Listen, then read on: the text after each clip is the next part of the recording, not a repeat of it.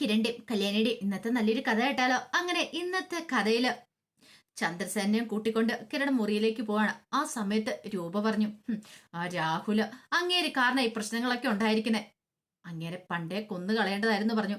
അത് കേട്ട് കഴിഞ്ഞപ്പോ ശാരി പറഞ്ഞു, രൂപേ, അയാളെ എന്റെ കൈ കിട്ടുവാണെങ്കിൽ ഞാൻ തന്നെ അയാളെ കൊന്നേനെന്ന് പറഞ്ഞു. എടി, നീ നിന്റെ മോളും ഒക്കെ അയാൾക്ക് ഒത്താശ ചെയ്ത് കൊടുത്തല്ലേ? അതൊക്കെ മുമ്പല്ലേ രൂപേ, പക്ഷെ ഇപ്പോഴങ്ങനെയൊന്നും അല്ലല്ലോ. എടി, എല്ലാത്തിനും കാരണം അയാൾ ഒറ്റ ഒരുത്തനാ. എന്റെ കല്യാണി മോൾക്ക് ഈ ദുരന്തം സംഭവിക്കുന്നതിന് കാരണം. ഇനി അവൻ ജീവനോടെ ഇരിക്കാൻ പാടില്ല എന്നൊക്കെ രൂപ ദേഷ്യപ്പെട്ട് പറയാണ്. ഈ സമയത്ത് മുറിയിലേക്ക് ചെന്ന് കഴിഞ്ഞപ്പോ ചന്ദ്രസേനൻ കിരണിനോട് ചോദിച്ചു, എന്തായുടെ മോനെ കാര്യങ്ങളൊക്കെ? ആ, അവനെ കിട്ടിക്കഴിഞ്ഞിട്ട് നീ എങ്ങോട്ടാ കൊണ്ടുപോയെന്ന് ചോദിച്ചു. അച്ഛാ, അവന്റെ കാര്യം ഓർത്ത് ഇനി പേടിക്കണ്ട. അവനെ കൊടും കാട്ടിനകത്തേക്കാ കൊണ്ടുപോയത്. ഞാനും വേലുവും രതീഷും കൂടെ കൂടി ചേർന്നിട്ട് അവന്റെ കാര്യത്തിലൊരു തീരുമാനമായെന്ന് പറഞ്ഞു. അത് കേട്ടുകഴിഞ്ഞപ്പോ സേനൻ ചോദിച്ചു, അല്ല ഇനിയിപ്പോ ഇതിന്റെ പേര് പോലീസും കേസും ഒക്കെ ആവുമോ? പോലീസുകാർ അന്വേഷിച്ചു വരുമെന്ന് ചോദിച്ചു. ഒരു പോലീസ് അന്വേഷിച്ചു വന്നിട്ടും ഒരു കാര്യമില്ല ചാ. അങ്ങനെ പെട്ടെന്നൊന്നും ഇനിയിപ്പം അവന്റെ കാര്യത്തില് പോലീസുകാർക്ക് നമ്മൾ ഒന്നും ചെയ്യാൻ പറ്റില്ല എന്ന് പറഞ്ഞു. അതെന്താടാ മോനെ നീ അങ്ങനെ പറഞ്ഞേ? അച്ഛാ, അവന്റെ കൈയും കാലും ഒക്കെ ബന്ധിച്ച് അവനെ കാട്ടിക്കൊണ്ടിട്ടിരിക്കുന്നെ, അതും കൊടും കാട്ടില്. ഗംഗാപ്രസാദിനെ കൊണ്ടുപോയി കാടില്ലേ, അവിടെ തന്നെ ഇട്ടിരിക്കുന്നെ. അവൻ ഇനി ജീവനോടെ വരത്തില്ല എന്ന് പറഞ്ഞു. അല്ലട മോനെ, ഗംഗാപ്രസാദിനെ കൊണ്ടിട്ടേക്കുന്ന പോലെ ആണെങ്കിൽ ഗംഗാപ്രസാദ് തിരിച്ചു വന്നില്ലേ, അതുപോലെ. ഇത് അതുപോലൊന്നും അല്ല. ഇത് അതിനേക്കാളും വലിയ കൊടും കാട്ടില്ല. കൈയും കാലും ബന്ധിച്ചിരിക്കുക, അവനെഴുന്നേറ്റ് ഓടാൻ പോലും പറ്റില്ല. അവിടെ കുറുനരികളും ചെന്നായ്ക്കളും ഒക്കെ ഉണ്ട്. വെറ്റുകളൊക്കെ ഇവനെ കടിച്ചു കീറുമെന്ന് പറഞ്ഞു. അത് കേട്ടപ്പോ ചന്ദ്രസേനൻ പറഞ്ഞു, ശരിയാ, മൃഗങ്ങളുടെ സ്വഭാവമല്ലേ ഇവന്, അപ്പം മൃഗങ്ങൾ തന്നെ ഇവനെ കടിച്ചു കീറി കൊല്ലട്ടെ എന്ന് പറഞ്ഞു. അതേച്ചാ, ഇനിയിപ്പൊ അവൻ അങ്ങനെ മരിച്ചില്ലെങ്കിൽ പോലും വേലുവിന്റെ കൂട്ടരും കൂടെ അവനെ പച്ചയ്ക്ക് തീ കൊളുത്തി കത്തിച്ചോളും. മലദേവങ്ങൾക്ക് വേണേ ബലി കൊടുത്തോളും. ആ കാര്യം ഓർത്ത് നമ്മൾ പേടിക്കണ്ടെന്ന് പറഞ്ഞു. അവൻ ചെയ്ത ക്രൂരതകൾക്കൊക്കെയുള്ള ശിക്ഷ അവന് കിട്ടുന്നേ. അത് കേട്ടപ്പോ സേനൻ പറഞ്ഞു, അത് ശരിയാ മോനെ, അല്ലെങ്കിലും അവന്റെ വൈരാഗ്യം മൊത്തം കല്യാണി മോളോടൊക്കെ അല്ലായിരുന്നോ? കല്യാണി മോൾ നിന്റെ ജീവിതത്തിലേക്ക് വന്നതിന് ശേഷമാണ് അവൻ ഈ പ്രതാപം നഷ്ടപ്പെട്ടെന്നൊക്കെ പറയണേ. അത് ശരിയാ. അത് മാത്രമല്ല, അവന്റെ മോളുടെ ജീവിതം നശിച്ച് അതുകൊണ്ടാണ് എന്നെ കിട്ടാതെ വന്നില്ലേ അവൾക്ക്. അപ്പൊ അതിൻ്റെതായ ഒരു ദേഷ്യവും വൈരാഗ്യമൊക്കെ അയാൾക്കുണ്ടായിരുന്നു പറഞ്ഞു. അങ്ങനെയാണ്, സൂക്ഷിക്കണം മോനെ. ഇനി സൂക്ഷിക്കേണ്ട കാര്യമൊന്നുമില്ല ചാ. ഒരുത്തനും കൂടെ ഉണ്ട്, വിക്രം ജയിലിൽ കിടക്കുന്നുണ്ട്. അവൻ പരോളിന് പുറത്തിറങ്ങിയിട്ടുണ്ടെങ്കിൽ അവന്റെ വിധി ഇത് തന്നെയായിരിക്കും, ഒരു മാറ്റം ഉണ്ടാകാൻ പോകുന്നില്ലെന്ന് പറഞ്ഞു. സേനൻ പറഞ്ഞു, അത് ശരിയാ. ഒരു പക്ഷേങ്കിൽ ജയിലിലായിരുന്ന സമയത്ത് ഇവരൊക്കെ കൂടി ചേർന്ന് എന്തെങ്കിലുമൊക്കെ തീരുമാനം എടുത്തിട്ടുണ്ടായിരിക്കും. ഒരാൾക്ക് എന്തെങ്കിലും സംഭവിച്ചാൽ അടുത്തയാൾ എന്ത് ചെയ്യണമെന്ന്. അതുകൊണ്ട് അവൻ ഇറങ്ങിയിട്ടും വന്നിട്ട് ഇതുപോലത്തുള്ള കാര്യങ്ങളൊക്കെ ആയിരിക്കും ചെയ്യാനായിട്ട് പോകുന്നത്. അപ്പോഴേക്കും കിരൺ പറഞ്ഞു, അതും ശരിയാ. എൻ്റെ കല്യാണിക്ക് എന്തെങ്കിലും സംഭവിച്ചാൽ, ശരിക്കും പറഞ്ഞാൽ കല്യാണിയെ കൊല്ലാൻ നോക്കി അവന്റെ കാര്യത്തിൽ തീരുമാനം ഉണ്ടായി. പക്ഷെ കല്യാണി രക്ഷപ്പെടുവോ രക്ഷപ്പെട്ടില്ലെങ്കിൽ എന്ത് ചെയ്യണമെന്ന് പോലും എനിക്കറിയത്തില്ല. അവൾക്ക് ബോധം വേണമെന്നൊക്കെ ഡോക്ടർമാർ പറഞ്ഞിട്ടുണ്ട്. അവളെ മാക്സിമം ജീവിതത്തിലേക്ക് തിരികെ കൊണ്ടുവരാൻ ശ്രമിച്ചിട്ടുണ്ട്. കല്യാണി ഇല്ലെങ്കിൽ പിന്നെ ഈ കിരണവും ഇല്ല അച്ഛാന്ന് പറഞ്ഞു. നീ എന്തിനാ മോനെ ടെൻഷൻ അടിക്കണേ? കല്യാണി മോൾക്കൊന്നും സംഭവിക്കില്ല, ഞാനല്ലേ പറയണേ. ദുഷ്ടന്മാർക്കൊക്കെ അങ്ങനെ ഒടുവില് പണി കിട്ടിക്കൊണ്ടിരിക്കുമല്ലേ, നീ ധൈര്യമായിട്ടിരിക്കുക അച്ഛാ. എന്നാണെങ്കിലും ഇന്നലെ രാത്രിയും കൊണ്ട് കാര്യത്തിന് ഒരു തീരുമാനം ഉണ്ടാക്കണം. അല്ലെങ്കിൽ ഇന്ന് വേലു എന്നെ വിളിക്കും, വേലു എന്നെ കാണാൻ വരും, എന്തെങ്കിലും ചെയ്യും ഉറപ്പാ. അവന്റെ കാര്യത്തിൽ എന്തായി എങ്ങനെയെന്ന് അപ്പൊ നമുക്കറിയാൻ സാധിക്കും എന്ന് പറഞ്ഞു. അത് കേട്ടപ്പോ ചന്ദ്രസേനും സന്തോഷമായിരുന്നു. സന്തോഷമുള്ളൊരു വാർത്തയായിരുന്നല്ലോ ചന്ദ്രസേനൻ കേൾക്കാൻ ആഗ്രഹിച്ചിരുന്നൊരു വാർത്ത. അങ്ങനെ കുറെ സമയം കഴിഞ്ഞ് കഴിഞ്ഞപ്പോ കിരണും വേലുവും രതീഷും കൂടെ കണ്ടുമുട്ടുവാണ്. വേലു വന്നു കഴിഞ്ഞപ്പോ കിരൺ ചോദിച്ചു, എന്തായുടെ കാര്യങ്ങളൊക്കെ? അവന്റെ കാര്യത്തിൽ എന്തായി തീരുമാനം എന്ന് ചോദിച്ചു. തീർന്നു സാറേ, അത് കണ്ടിട്ടാ ഞാൻ വരുന്നേന്ന് പറഞ്ഞു. മൃഗങ്ങളൊക്കെ, കുറുനരികളും ചെന്നായകളും ഒക്കെ അയാളെ കടിച്ചു കീറിയെന്ന് പറഞ്ഞു. അത് ഞാൻ കണ്ടാരെന്ന് പറഞ്ഞു. അത് മാത്രമല്ല, ശവന്തേരി പക്ഷികള് അയാളെ കൊത്തി വലിക്കുന്ന കണ്ടാ ഞാൻ ഇങ്ങോട്ടേക്ക് വന്നേന്ന് പറഞ്ഞു. ആ കാഴ്ച കണ്ടു കഴിഞ്ഞപ്പോ ഒരു സുഖം തോന്നി സാറേന്ന് പറഞ്ഞു. അത് കേട്ട് കഴിഞ്ഞപ്പം കിരൺ പറഞ്ഞു, അതങ്ങനെ തന്നെ വേണം, കാരണം അവൻ അത്രയ്ക്ക് ദുഷ്ടനാ. ഇത് കേട്ട് കഴിഞ്ഞപ്പോ രതീഷ് പറഞ്ഞു, ആ ഗംഗാപ്രസാദിനും ഇങ്ങനെ ഒരു വിധിയായിരുന്നു കൊടുക്കേണ്ടിയിരുന്നേ, അവനും ഇങ്ങനെ തീരണമായിരുന്നു. കിരൺ പറഞ്ഞു, ശരിയാ, അവിടെ നമുക്കൊരു അബദ്ധം പറ്റി. അങ്ങനെയായിരുന്നെങ്കിൽ ഈ CA മാറ്റി നമ്മളെ അന്വേഷിച്ചൊന്നും വരത്തില്ലായിരുന്നു. ഇങ്ങനെ കൊണ്ട് ഇടുവായിരുന്നേ നമ്മൾ പിന്നെ പേടിക്കേണ്ട കാര്യമൊന്നും ഇല്ലായിരുന്നു. അപ്പോഴേക്കും വേലു പറഞ്ഞു, അത് ശരിയാ സാറേ.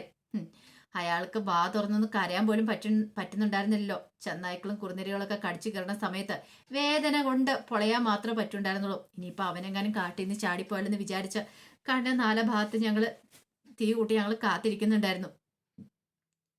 തീയും പൊയ്യും കണ്ടാലും ഇന്നലെ ഫോറസ്റ്റുകാരൊന്നും സംശയിക്കില്ല. കാരണം എന്താന്ന് വെച്ചാലേ, ഇന്നലെ ഞങ്ങള് കുരുതി കൊടുക്കുന്ന ദിവസമായിരുന്നു മലദൈവങ്ങൾക്ക്. അതുകൊണ്ട് അവർക്കും ഒരു സംശയം തോന്നത്തില്ല. അല്ലട വേലു, ഫോറസ്റ്റുകാർ ഇന്ന് എങ്ങാനും കൂടെ വരുമോ? ഫോറസ്റ്റുകാർ ഇന്ന് വരുമായിരിക്കും സാറേ. വരട്ടെ. വന്നു കഴിയുമ്പം ഇനിയിപ്പോൾ കിട്ടാനുള്ള ആ തലയോട്ടിയും എല്ലും മുള്ളും മാത്രമേ ഉള്ളൂ. അത് കിട്ടിയിട്ടുണ്ടെങ്കിലും വലിയ പ്രയോജനമൊന്നുമില്ല. കാരണം ഇനിയിപ്പോൾ സാർ അവനെ ഇടിച്ച കാര്യങ്ങളൊക്കെ അതും കൊണ്ടൊന്നും തെളിയിക്കാനൊന്നും പറ്റില്ല. എത്ര പോസ്റ്റ്മോർട്ടം ചെയ്താലും ആകെപ്പാടെ കിട്ടുന്ന ഇച്ചിരി എല്ലും ഇതൊക്കെയല്ലേ ഉള്ളൂ. ഒന്നും തെളിയത്തൊന്നും ഇല്ലാന്ന് പറഞ്ഞു. അതുകൊണ്ട് ആ കാര്യം ഓർത്ത് സാറ് പേടിക്കണ്ടെന്ന് പറഞ്ഞു. ഇത് കേട്ട് കഴിഞ്ഞപ്പം കിരൺ പറഞ്ഞു, അത് ശരിയാ. പിന്നെ ആ CI മാർട്ടിന്റെ കാര്യം അറിയാലോ. അപ്പോഴേക്കും രതീഷ് ചോദിച്ചു, അല്ല ഈ കേസും രാഹുലിന്റെ കേസും അയാളുടെ അടുത്തേക്കാണോ വരുന്നതെന്ന് ചോദിച്ചു. ഇത് വിതുര പോലീസ് സ്റ്റേഷനില. അപ്പൊ അതുകൊണ്ട് ആ രീതിയിലേ വരത്തുള്ളൂ. പിന്നെ അവിടുത്തെ പോലീസുകാരൊന്നും ഇവനെ കുറിച്ച് കൂടുതലെന്നിട്ടൊന്നും അന്വേഷിക്കാൻ പോയില്ല. കണ്ടില്ലെങ്കിലും വിട്ട് കളയത്തുള്ളൂ. കാരണം ഇവനെ പുറത്തിറങ്ങിയിട്ട് പരോളിന് ഇറങ്ങിയിട്ട് കല്യാണിയെ കുത്തിയതല്ലേ. അപ്പൊ അതുകൊണ്ട് ആ രീതിയിൽ അവര് കാണത്തുള്ളൂ എന്ന് പറഞ്ഞു. ഇനിയിപ്പം അയാൾ എന്തെങ്കിലും പ്രശ്നം ഉണ്ടാക്കും ആ CI മാർട്ടിന്. ഒരു കാര്യം ചെയ്യട്ടെ സാറേ, അവനെയും കൂടെ നമുക്ക് ഇവിടെ കൊണ്ടു തള്ളിയാലോ എന്ന് ചോദിച്ചു. അപ്പോഴേക്കും കിരൺ പറഞ്ഞു, വേണ്ട, അയാൾ അയാളുടെ ഡ്യൂട്ടി അല്ലേ ചെയ്യുന്നത്. അപ്പൊ നമുക്ക് തടസ്സപ്പെടുത്താൻ പറ്റില്ല. അയാൾ എന്താന്ന് വെച്ചാൽ ചെയ്യട്ടെ എന്ന് പറഞ്ഞു. അല്ല സാറേ, ഇനിയിപ്പോൾ ആ ഗംഗാപ്രസാദിന്റെ കാര്യത്തിൽ സാറിനെതിരെ എന്തെങ്കിലും നടപടി എന്ത് ചെയ്യാനാടോ? അയാൾ ചെയ്യുന്ന എന്താന്ന് വെച്ചാൽ ചെയ്യട്ടെ. ആ കാര്യത്തിലൊന്നും എനിക്ക് പേടിയില്ല. പിന്നെ അയാൾ നീതിമാനാണോ അല്ലയോ എന്ന് ആര് കണ്ടു? അയാൾ ഇപ്പൊ എല്ലാ കേസും അന്വേഷിക്കുന്നുണ്ട്. അയാളുടെ മുന്നിൽ ഒരു കേസ് എത്തിയിട്ടുണ്ടെങ്കിൽ അയാൾ തെളിയിക്കാൻ ശ്രമിക്കും. അയാളെ നമുക്ക് കുറ്റപ്പെടുത്താനൊന്നും പറ്റത്തില്ല. വരുന്നിടത്ത് വെച്ച് കാണാന്ന് പറഞ്ഞു. ആ സമയം വെയില് പറഞ്ഞു, സാറേ ഇന്ന് എന്താണ് ഫോറസ്റ്റുകാർ അവിടേക്ക് വരും. അവിടേക്ക് വന്നു കഴിയുമ്പോഴത്തേനും അവന്റെ ബോഡിയൊക്കെ കണ്ടു കിട്ടും. അങ്ങനെ വന്നിട്ടുണ്ടെങ്കിൽ മിക്കവാറും സാറിന്റെ വീട്ടിലേക്ക് കൊണ്ടുവരാൻ ചാൻസ് ഉണ്ട്. എന്റെ വീട്ടിലേക്കോ? അതെന്തിനാടെ എന്റെ അടുത്തേക്ക് കൊണ്ടിരുന്നേ? ചിലപ്പോൾ അതിന് വഴിയുണ്ടെന്ന് പറഞ്ഞു. എന്റെ അടുത്തേക്ക് കൊണ്ടുവരേണ്ട കാര്യമൊന്നുമില്ല. എവിടേക്കാലും കൊണ്ടുപോട്ടെ, വല്ല പൊതു ശ്മശാനത്തിലും കൊണ്ടുപോട്ടെ. അല്ല സാറേ, ഇനിയിപ്പം ആ സരിയോ ആരിലെങ്കിലും പരാതി കൊടുക്കുമെന്ന് ചോദിച്ചു രതീഷ്. എവിടെ കൊടുക്കാനായിട്ട്? സരുവിന് ഈ പറയുന്ന അച്ഛനെ കാണുന്നില്ലെന്ന് പറഞ്ഞ് പരാതി കൊടുക്കാൻ പറ്റില്ല. അവളുടെ അച്ഛനെ വെറുക്കുന്നുണ്ട്. അതുപോലെ തന്നെ ശാരി ആന്റിയും കൊടുക്കുമെന്ന് തോന്നില്ല. അവർക്ക് ദേഷ്യമാണ്. പിന്നെ ആര് കൊടുക്കാനായിട്ടാ? ആരും പരാതിയായിട്ടൊന്നും ഇറങ്ങി പുറപ്പെടില്ല. ആ കാര്യത്തിൽ ഒരു പേടി വേണ്ടാന്ന് പറഞ്ഞു. അങ്ങനെ അവന്റെ കാര്യം തീരുമാനമായി. ഇനിയിപ്പോൾ ആ വിക്രമുണ്ട്. അവനും പുറത്തിറങ്ങിയിട്ട് ഇങ്ങനെ ചെയ്യാനാ പുറപ്പാണെങ്കിൽ അവന്റെ വിധി ഇങ്ങനെയൊക്കെ തന്നെയായിരിക്കും.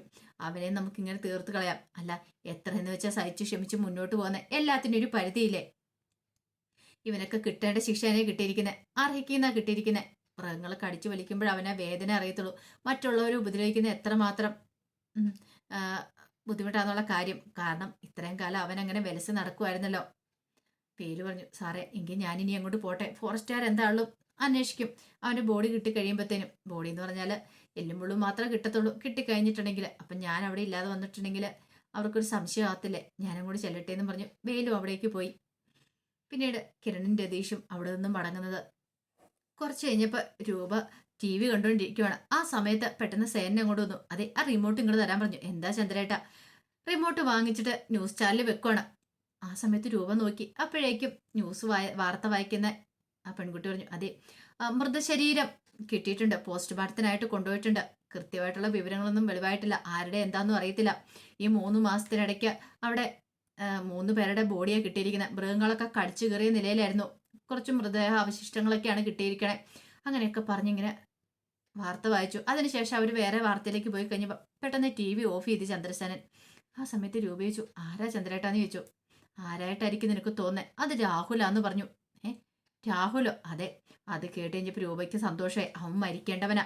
മരിക്കേണ്ടവൻ തന്നെയാണ്. ഒരു കാരണവശാലും അവൻ ജീവനോടെ ഇരിക്കാൻ പാടില്ലെന്ന് പറഞ്ഞു.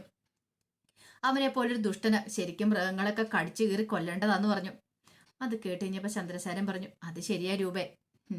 എത്ര വലിയ ദുഷ്ടനാ അവന്. കാരണം അവൻ ഇങ്ങനെ ഒരു വിധി തന്നെയായിരുന്നു വരേണ്ടിയിരുന്നത്. ഒരു കാരണവശാലും അവന് ജീവനോടെ ഇരിക്കത്തില്ല. എനിക്കത് അപ്പോഴേ അറിയാമെന്ന് പറഞ്ഞു. ഈ സമയത്ത് കിരണ് കല്യാണിന്റെ അടുത്തേക്ക് ചെല്ലുവാണ്. കല്യാണിന്റെ അടുത്ത് കഴിഞ്ഞപ്പോൾ കല്യാണി കണ്ണു തുറന്ന് നടക്കുന്നുണ്ടായിരുന്നു. കിരണിനെ കണ്ടു കഴിഞ്ഞപ്പോഴത്തേനും കല്യാണി പറഞ്ഞു, കിരണേട്ടാ, കിരണേട്ടൻ ഇത് എവിടെയായിരുന്നു? ഞാൻ കുറെ കിരണേട്ടനെ നോക്കിയായിരുന്നു. കണ്ണു തുറക്കുമ്പോഴൊക്കെ കിരണേട്ടനെ അന്വേഷിക്കുന്നുണ്ടായിരുന്നു. അത് പിന്നെ കല്യാണി, ഞാൻ അയാളെ അന്വേഷിച്ചു പോയത്, രാഹുലിനെ. എന്നിട്ട് ഞാൻ അവനെ തീർത്തു. വേലുവും ഞാനും രതീഷും ഒക്കെ ചേർന്നിട്ട് അവനെ കൊടുങ്കാട്ടി കൊണ്ടുപോയി. അവനെ മൃഗങ്ങളൊക്കെ കടിച്ചു കയറി കൊന്നു. ആ വിവരം കിട്ടിയെന്ന് പറഞ്ഞു. എനിക്കറിയായിരുന്നു കിരണേട്ടൻ വെറുതെ ഇരിക്കില്ല എന്നുള്ള കാര്യം. അതെന്താളും നന്നായി കിരണേട്ട. അവനെ തീർക്കണമെന്ന് പറഞ്ഞു. അത് മാത്രമല്ല കല്യാണി, ഇനിയിപ്പൊ പേടിക്കേണ്ട കാര്യമൊന്നുമില്ല. നീ ധൈര്യമായിട്ട് കിടന്നു. നിന്നെ ഇല്ലാതാക്കാൻ ശ്രമിച്ചിട്ടുണ്ടെങ്കിൽ ഞാൻ അവനെ വെറുതെ വിടും നിനക്ക് തോന്നുന്നുണ്ടോ? അത് കേട്ടപ്പോൾ കല്യാണി പറഞ്ഞു, അതെനിക്ക് അറിയാന്ന് പറഞ്ഞു. നീ ജീവിതത്തിലേക്ക് മടങ്ങി വന്നല്ലോ, ഇപ്പോഴെനിക്ക് സമാധാനമായി എന്നൊക്കെ പറഞ്ഞുകൊണ്ട് കല്യാണിയുടെ കൈയെടുത്ത് പിടിച്ച് കിരൺ ആശ്വസിപ്പിക്കുന്നുണ്ട്. ആ സമയത്ത് രൂപ ചന്ദ്രസേനോട് പറഞ്ഞു, ചന്ദ്രേട്ട ഒരുപക്ഷെ അയാളുടെ ബോഡി ഇങ്ങോട്ടേക്ക് കൊണ്ടുവരത്തില്ലെന്ന് ചോദിച്ചു. ഇങ്ങോട്ടേക്ക് എന്തിനാ കൊണ്ടുവരുന്നേ? അത് കേട്ടപ്പോൾ രൂപ പറഞ്ഞു, ഇവിടേക്ക് കൊണ്ടുവന്നാലും ഇവിടെ അടക്കാൻ ഞാൻ സമ്മതിക്കില്ല എന്ന് പറഞ്ഞു. ഒരു കാരണവശാലും ഇവിടെ അടക്കത്തില്ല, വേറെ എവിടെയെങ്കിലും കൊണ്ടുവരട്ടെ. അത്രയ്ക്ക് ദുഷ്ടനായ അയാള് എന്റെ ചന്ദ്രേട്ടനും ജീവിതം നശിപ്പിച്ചല്ലേ. അത് മാത്രമല്ല എത്രമാത്രം ക്രൂരതാടാ. എനിക്ക് എന്റെ കല്യാണി മോളെ കാണാൻ പോലും പോകാനായിട്ട് ഭയമായിരുന്നു. കാരണം അവളുടെ അവസ്ഥ കണ്ട് എനിക്ക് സഹിക്കാൻ പറ്റില്ലായിരുന്നു. എന്റെ മോള് ജീവിതത്തിലേക്ക് മടങ്ങി വരുന്നുള്ളൂ. അവൻ പരോളിന് ഇറങ്ങിയിട്ടും അത്ര വലിയ ക്രൂരത ചെയ്തില്ലെന്ന് ചോദിച്ചു. ആ സമയത്താണ് ശാരി ചായയൊക്കെ ആയിട്ട് അങ്ങോട്ട് വരുന്നത്. ശാരി വന്നു കഴിഞ്ഞപ്പോഴത്തേനും സേനൻ ചോദിച്ചു, അല്ല ആ രാഹുൽ വിളിച്ചായിരുന്നോ നിന്നെന്ന് ചോദിച്ചു. ശാരി പറഞ്ഞു, വിളിച്ചാലും ഞാൻ എടുക്കത്തില്ലോ. രൂപ പറഞ്ഞു, വേറെ ഏതെങ്കിലും നമ്പറിൽ നിന്ന്? ഒരു നമ്പറിൽ നിന്ന് എന്നെ വിളിക്കത്തില്ല. വിളിച്ചാലും ഞാൻ എടുക്കാനൊന്നും പോകുന്നില്ല. എടി നീ ഇങ്ങനെ പുറമെ എങ്ങനെയൊക്കെ ദേഷ്യം കാണിച്ചാലും എനിക്കറിയാം നിനക്ക് അയാളോട് ഇപ്പോഴും ഇഷ്ടമുണ്ടതാ. പിന്നെ കല്യാണി മോളോടൊക്കെ നിനക്ക് വെറുപ്പുവാന്നറിയാം. എന്താ ഇങ്ങനെയൊക്കെ പറയണേ? എനിക്ക് അങ്ങനെയൊന്നുമില്ല. എനിക്കിപ്പോൾ അയാൾ ദുഷ്ടനാണ്. കാരണം അയാൾ ദുഷ്ടത്തരം കാണിച്ചിട്ടുണ്ട്. അയാൾ വന്നാലും ഞാൻ അയാളോട് സംസാരിക്കാനൊന്നും പോകത്തില്ല. അയാൾ എവിടെയെങ്കിലും പോയി മരിക്കട്ടെ, അതാ എനിക്ക് താല്പര്യം എന്നൊക്കെ പറഞ്ഞു. അത് കേട്ടപ്പോൾ രൂപ പറഞ്ഞു, ഇതൊക്കെ നീ പറയും, പക്ഷെ ഒന്നുമില്ല രൂപ, ഇനി അതിനൊരു മാറ്റം ഉണ്ടാകാൻ പോകത്തില്ലെന്ന് പറഞ്ഞു. അപ്പോഴേക്കും സേനം പറഞ്ഞൊരു കാര്യം ചെയ്യാം, ഇന്ന് ഉച്ചയ്ക്ക് ഒരു സദ്യ തന്നെ ഒരുക്കോളാൻ പറഞ്ഞു.